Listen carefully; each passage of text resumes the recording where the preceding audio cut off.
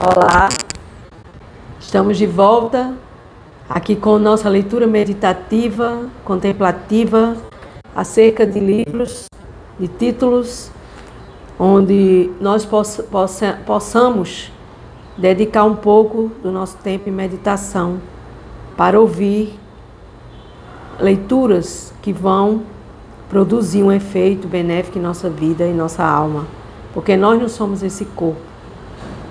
Se achegue e chegue perto de um espelho, olhe para você no espelho e diga: eu não sou este corpo, eu não sou meus pensamentos, eu não sou meus sentimentos, eu sou uma alma eterna em um corpo material. Vivendo os 3 modos da natureza material: bondade, paixão e ignorância, oscilando desde a hora que eu abro meus olhinhos e até a hora que fecho meus olhinhos, nesses 3 modos. Bondade, uma hora eu estou na bondade, outra hora eu estou na paixão, outra hora eu estou na ignorância e por aí se vai. E aí tem a mente, que mente o tempo todo, os sentidos que nos enredam, e o falso ego, que é o executor dessas atividades que não são muito iluminadas para o nosso progresso, porque nós não vamos progredir olhando apenas para o nosso corpo.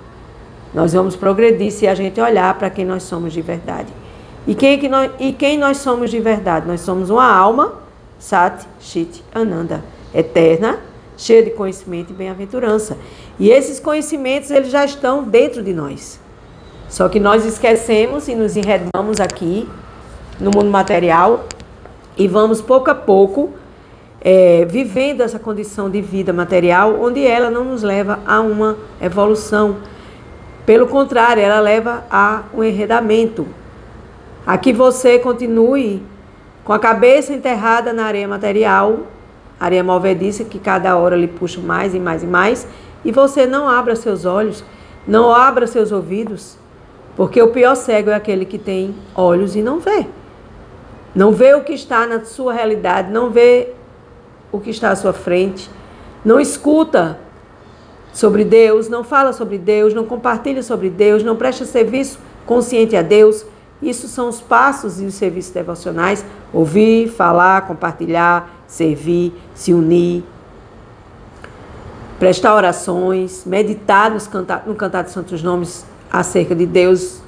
Jesus já diz: Pai nosso que estás no céu, santificado seja os vossos nomes. E no Maha Mantra, o grande mantra Hare Krishna, Krishna Krishna, Hare Hare, nós podemos cantar os santos nomes de Deus e podemos ao mesmo tempo praticar a terapia transcendental conosco, limpando nossa mente, limpando nosso coração, trazendo mais autocontrole para as nossas atitudes. Então, no dia de hoje, irei, com a permissão de Deus, claro, porque tudo é permitido por Ele, mais um livro do meu mestre espiritual, Chandramukha Swami, onde ele vai apresentar o tema Vivendo e Aprendendo com Prabhupada. Srila Prabhupada, ele é um grande santo do século XX. Ele é um mestre espiritual de todos os mestres espirituais aqui em Consciência de Krishna, em Bhakti Yoga.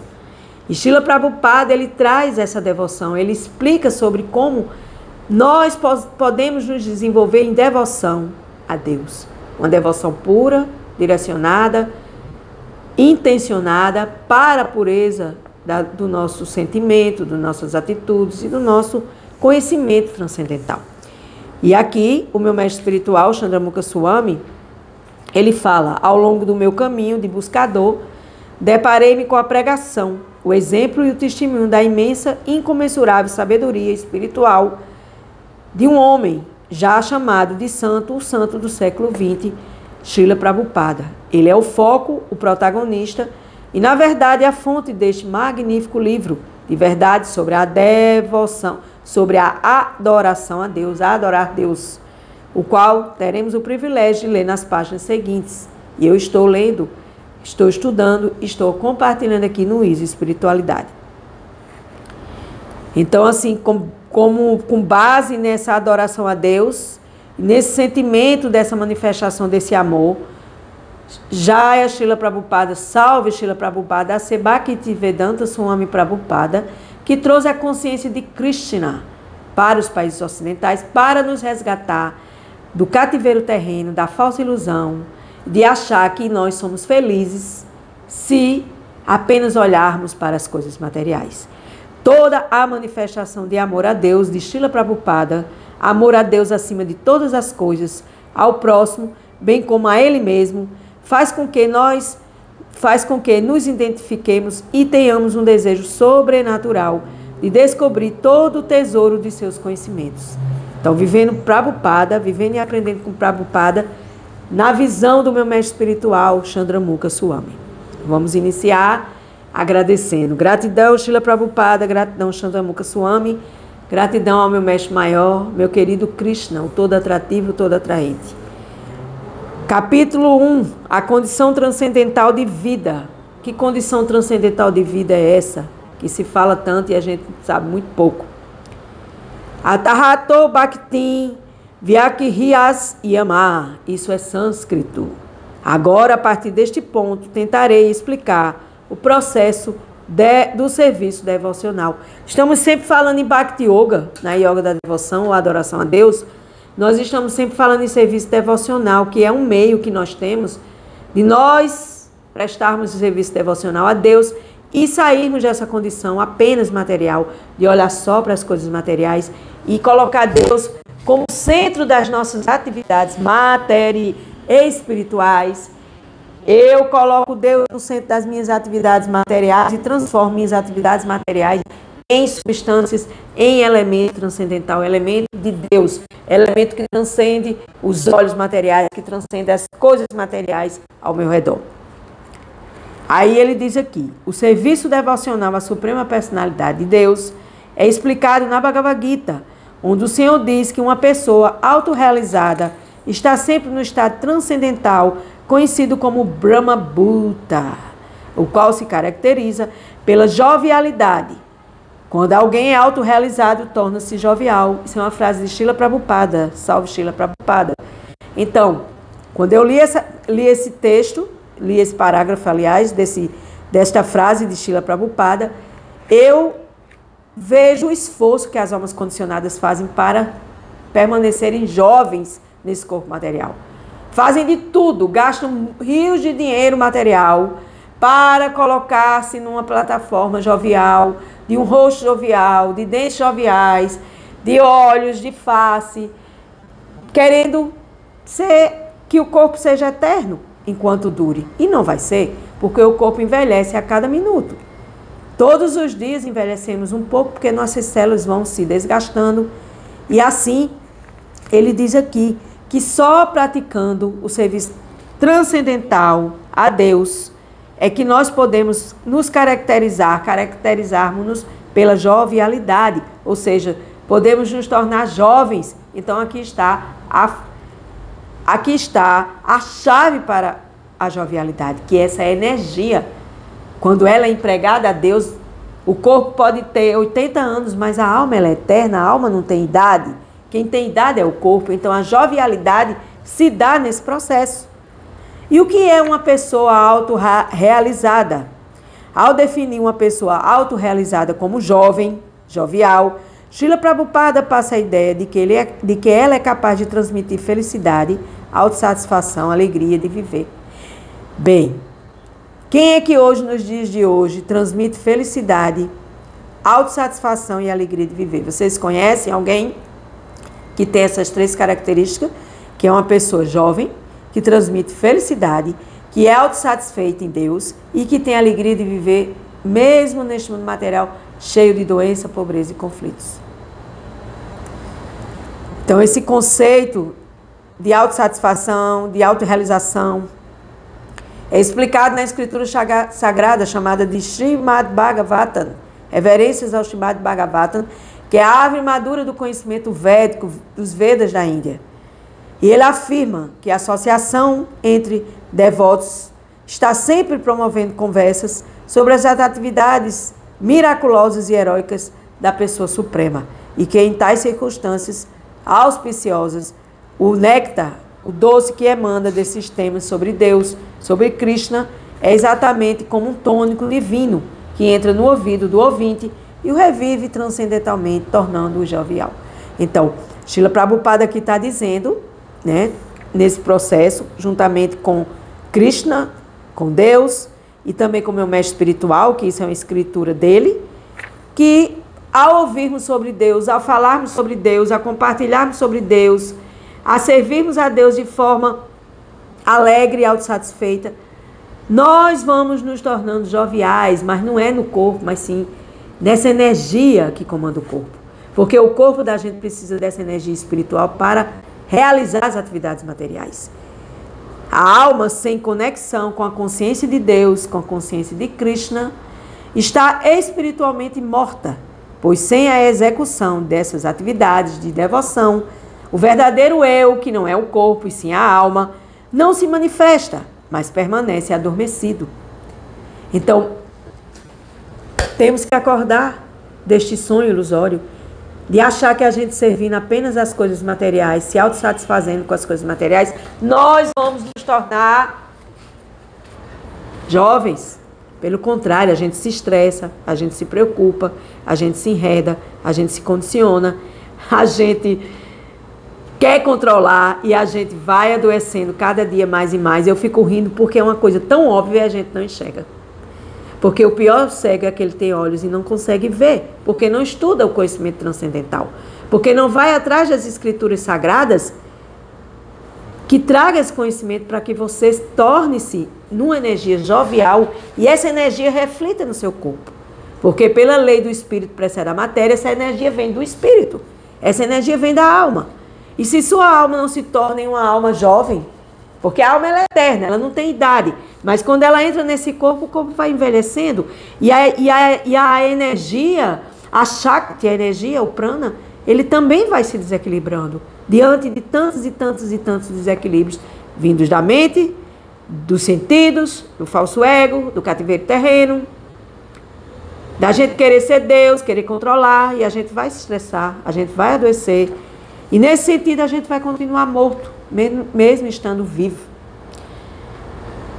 Para que possa ser devidamente nutrida e revivida, a alma precisa ter contato com as vibrações transcendentais relacionadas com Deus, quer sejam suas glórias, quer sejam seus nomes, suas atividades e seus atributos, que são as qualidades transcendentais de Deus. Deus sim tem uma forma, Deus sim tem nomes, Deus tem atividades e Deus tem atributos. Ou você acha que Deus é morto? Que Deus é apenas uma árvore ou um rio que corre e nada mais? Não. Precisamos estudar para conhecer acerca de Deus, das suas glórias, dos seus nomes, das suas atividades, seus atributos. De fato, quem dá atenção aos temas transcendentais percebe que o caminho da liberação se descortina. Diante dele, caminho marcado por 3 estágios. Então, assim, para que a gente possa se tornar jovial, para que a gente possa dar atenção aos temas transcendentais, a gente precisa obter liberação, a gente precisa se liberar desse ciclo de samsara, ciclo de nascimentos e renascimentos neste mundo material. E isso chama-se caminho da liberação, onde a gente pode praticar Srada, que é a fé transcendental. Através da fé você vai obtendo liberação. Você pode praticar Rati, a afeição, e finalmente Bhakti, a devoção genuína. Então, fé, afeição e devoção são 3 atributos que a nossa alma deve praticar para que ela se torne plena. Ela se torne plena de amor a Deus, plena de devoção a Deus. Do contrário, é plena de problemas, é plena de confusões, é plena de enredamento material dentro deste mundo material. E uma vez que a alma é eterna, a jovialidade é uma de suas características naturais, pois sua distância da morte é infinita, porque a alma não morre. A alma é eterna, cheia de conhecimento e bem-aventurança dentro da filosofia védica, Sat Chit Ananda. Então ela não morre, quem morre é o corpo. Em outras palavras, o devoto se torna cada vez mais jovial, porque está se aproximando cada vez mais da eternidade. Por quê? Porque quanto mais eu conheço acerca de mim, quem sou eu, o que eu estou fazendo aqui, qual a minha relação com Deus, e o que vai acontecer depois que eu sair deste mundo material, eu vou adquirindo conhecimento transcendental, e assim eu vou tornando essa característica da jovialidade que já está presente dentro da eternidade, que é uma das características da minha alma. E assim eu vou colocando energia cada vez mais transcendente e eu vou aprendendo como tornar essa energia eterna e jovial. Quem é velho? Isso é uma pergunta. O meu mestre espiritual escreve: quem é velho? Aquele que está próximo da morte, claro. E como a cada dia o devoto se distancia da morte e se aproxima do eterno, Satchitananda, eterna, cheio de conhecimento e bem-aventurança, ele se torna cada vez mais jovem. Em outras palavras, quem está trabalhando no reviver da alma está se tornando certamente jovial, pois sente que o caminho da liberação está se descortinando diante dele. Salve Srila Prabhupada, salve Chandramukha Swami, por essas palavras maravilhosas.